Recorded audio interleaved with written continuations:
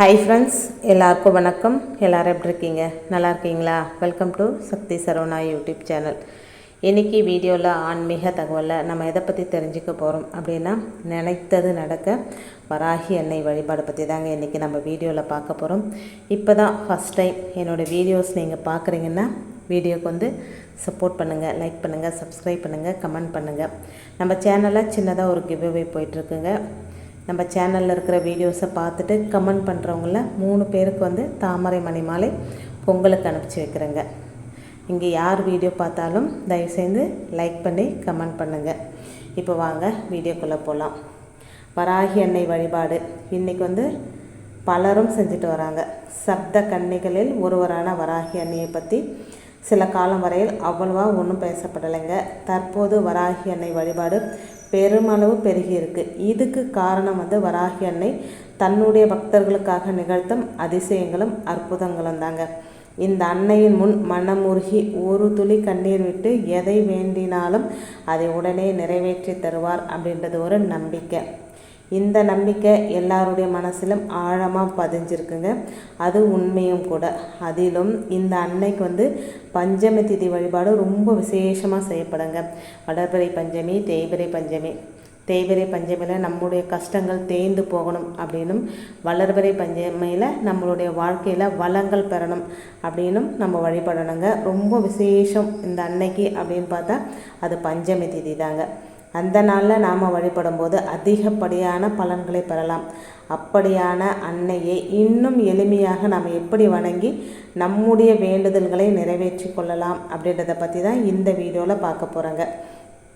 வேண்டுதல் நிறைவேற வராகி அன்னையை எப்படி வழிபடலாம், அதுவும் எளிமையான முறையில். வெள்ளிக்கிழமையில் இந்த அன்னையை காலை அப்படி இல்லைன்னா மாலையில் வணங்கலாங்க. ஆனால் வராகி அன்னை பொறுத்தவரையில் மாலையில் தாங்க வணங்கணும்.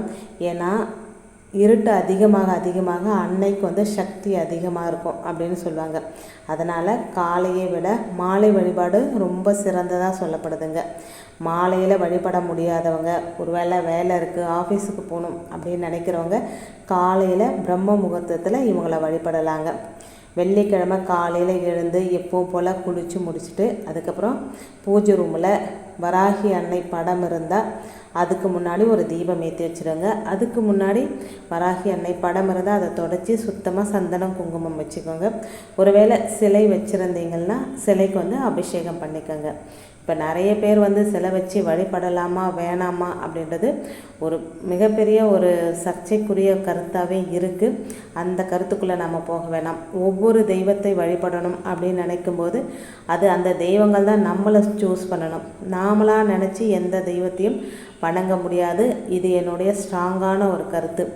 எதையுமே நினச்சோடனே நம்மளால் செய்ய முடியாது. சாதாரணமாக வீட்டில் ஒரு விளக்கேற்றி வழிபடணும் அப்படின்னு நினச்சா கூட அந்த தெய்வங்களோட அருள் இருந்தால் மட்டும்தான் அதை செய்ய முடியும் அப்படின்னு நான் ரொம்ப ஸ்ட்ராங்காக நம்புகிறேங்க. இது என்னுடைய கருத்து மட்டும்தான்.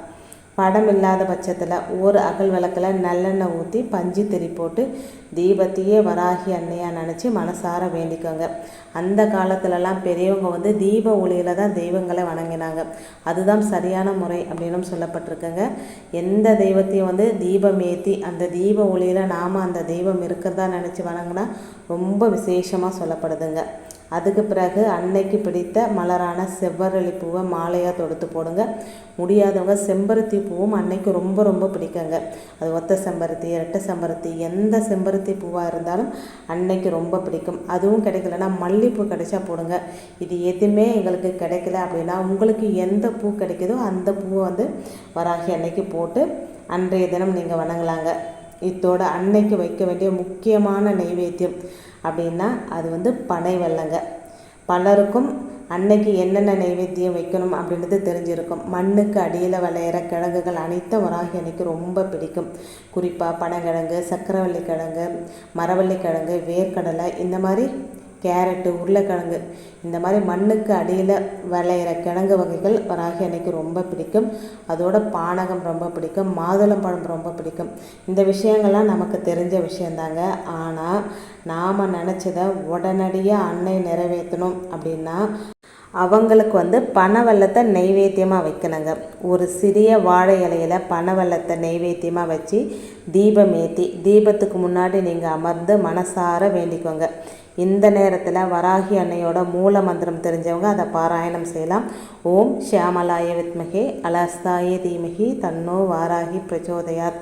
இது மூல மந்திரங்க. இது தெரிஞ்சால் சொல்லுங்கள். அப்படி இல்லைன்னா அன்னையோட வேறு ஏதேனும் மந்திரங்கள் தெரிஞ்சாலும் அதையும் படிக்கலாங்க. எந்த மந்திரமும் தெரியாது அப்படின்றவங்க ஓம் வாராகி தாயே போற்றி அப்படின்ற இந்த மந்திரத்தை 108 முறை சொல்லணுங்க. இந்த முறையில் வெள்ளிக்கிழமையில் வேண்டுதல் வைக்கும்போது நிச்சயம் அதை உடனே நிறைவேற்றி தருவாங்க அப்படின்னு சொல்லப்படுதுங்க. பொதுவாக வெள்ளிக்கிழமை அப்படின்னா நம்ம மகாலட்சுமி பூஜை செய்வோம். மகாலட்சுமி தாயாரும் வாராகி தாயாரும் வேறு வேறு இல்லைங்க. உருவத்தில் வேணால் வேறு வேறையாக இருக்கலாம்.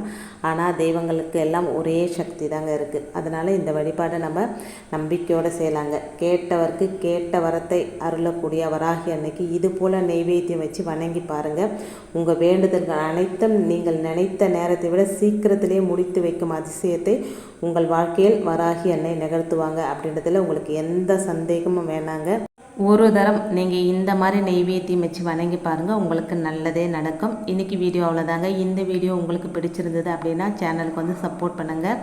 இந்த வீடியோவை உங்கள் ஃப்ரெண்ட்ஸ் அண்ட் ஃபேமிலிக்கும் ஷேர் பண்ணிவிடுங்க. இன்னொரு இன்ட்ரெஸ்டான ஆன்மீக தகவலோடு உங்களை சந்திக்கிறேன். அது வரைக்கும் நன்றியும் வணக்கமும். Take care and bye friends.